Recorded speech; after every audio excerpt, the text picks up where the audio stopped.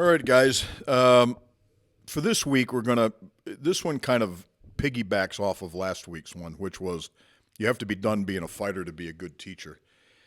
Jay would talk about different levels of mastery all the time. And the first level was you don't even know what you don't know, right? It's an unconscious incompetence. I'm not even aware of what I don't know.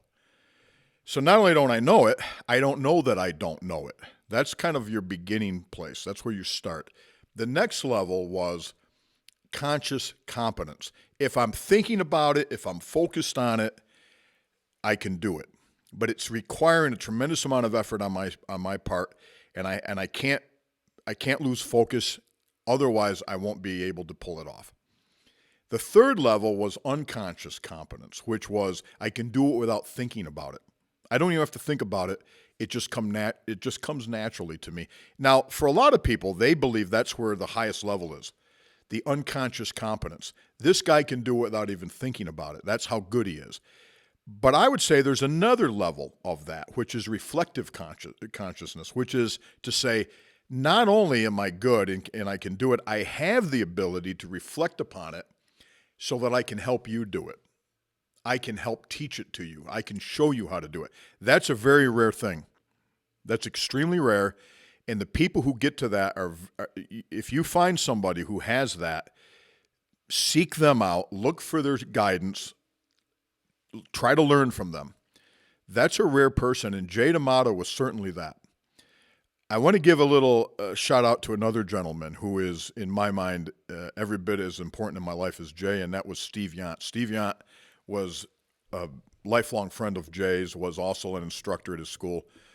Jay was the first guy that I ever grappled with, actually, and he just he just beat me up, basically, but he did it in a way that humbled me, but also inspired me.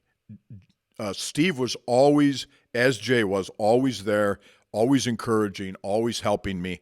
And the thing about it is they had an ability to break something down so that I could understand it.